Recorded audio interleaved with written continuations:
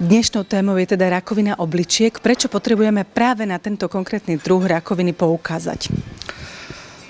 Zhubné nádory obličiek predstavujú skupinu onkologických ochorení, pre ktoré je pomerne zlá dostupnosť nových systémových terapií. Inými slovami, pacienti na Slovensku nie sú liečení v súlade s európskymi štandardmi. A dovolím si tvrdiť, že toto je diagnóza, kde je situácia najvýraznejšia, v tom zmysle, že asi sme na chvoste celej Európy. A prečo to tak je? To je dobrá otázka, ale tú otázku samozrejme treba položiť niekomu inému.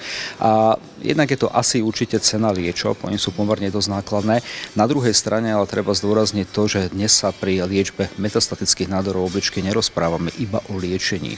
Už to nie je o tom, že chceme predĺžovať prežívanie, nie je to o tom, že chceme zlepšovať kvalitu života, čo sú všetko veľmi dôležité parametre. Dnes sa rozprávame už aj o úplnom vyliečení pacientov, ktorí predtým boli nevyliečiteľní. Kombinovanými liečbami dokážeme vyliečiť až takmer 17% pacientov a to vyliečenie, čo sa volá odborne remisia, tie remisie sú dlhotrvajúce. To asi hovoríme o európskych číslach. Na Slovensku je táto teda možnosť vyliečenia toho pacienta oveľa nižšia? Na Slovensku máme stále v podstate možnosti liečby, ktoré tu sú už 20 rokov.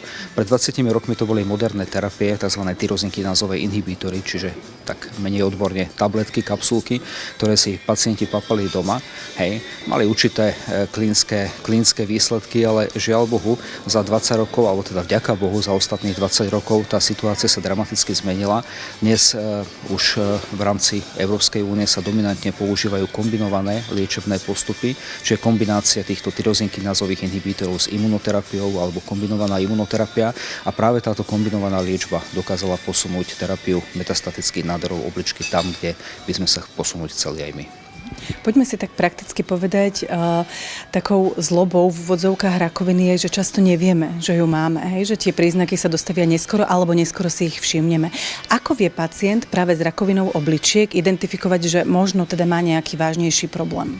Literatúra popisuje klasickú triádu príznakov, respektíve znakov. Krv moči, odborne hematúria, palpovateľná rezistencia, alebo teda masa a bolesť v lumbálnej oblasti.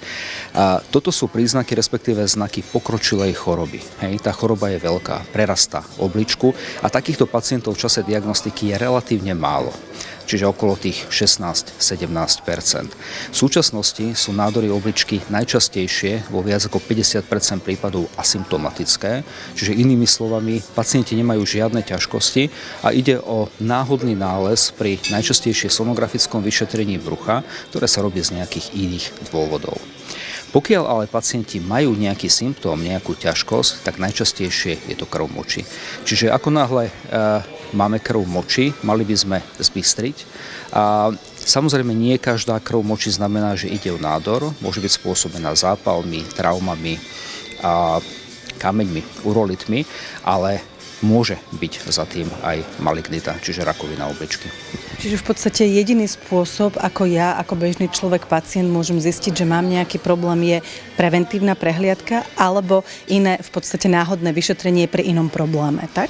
V zásade preventívna prehliadka je jedna z možností a druhá možnosť je, ak mám nejakú ťažkosť, ak som si všimol, že mám krv moči, je to určite dôvod na to, aby som navštívil najskôr všeobecného lekára a potom ďalej podľa ostatných výsledkov vyšetrení už špecialistu, najčastejšie urologa. Je pravda, že rakovinu obličiek majú častejšie muži ako ženy a ak áno, vieme povedať aj prečo to tak je? A je to pravda, častejšie sa vyskytuje u mužov. Úplne presné dôvody nevieme. Rizikové faktory sú fajčenie, obezita. Tie sa častejšie môžu vyskytovať u mužov. Súčasne môžeme uvažovať o ochrannom vplyve estrogénov, respektíve o úlohe androgénov, čo sú mužské pohlavné hormóny, ale všetko sú to viac menej teórie a jednoznačnú odpoveď na túto otázku nedokážem v tomto okamihu dať. Vrátim sa ešte raz k tej liečbe. My sme v úvode hovorili, že tá liečba na Slovensku nie je úplne ideálna, že sme kdesi ďaleko za asi európskym štandardom. Ako to teda vyzerá? Príde pacient do ambulancie, je mu teda diagnostikovaná táto diagnóza. Čo sa s ním na Slovensku deje ďalej? Závisí to od toho, že či tá nádorová choroba je operovateľná alebo nie.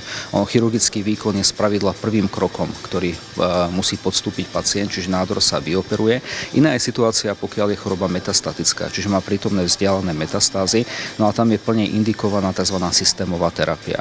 Chemoterapia sa nepoužíva, táto choroba je rezistentná na chemoterapiu, takže používame imunoterapiu, používame biologickú liečbu, tzv. Inhibítory tyrozinkinás.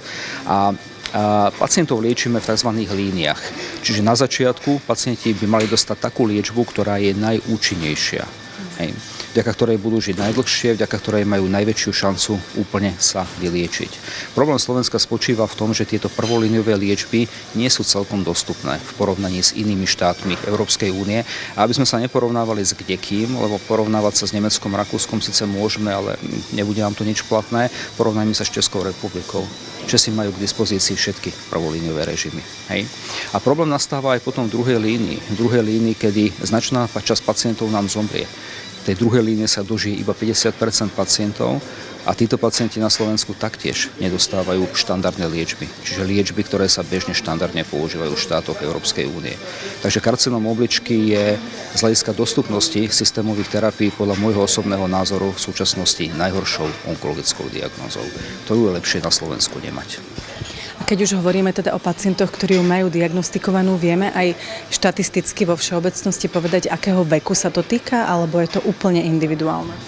V medicíne vždy vieme povedať medián veku pri každej populácii pacientov, čiže spravidla sú to ľudia, ktorí majú medián veku 64 rokov, čiže polovica je staršia ako 64, polovica mladšia. Potom je tu ešte taká úzka skupina mladších pacientov, ale tí majú aj mutáciu určitého génu, ktorý je spojený vlastne s týmto nádorovým ochorením. Podľa literatúry je ich 6 až 9% tých pacientov.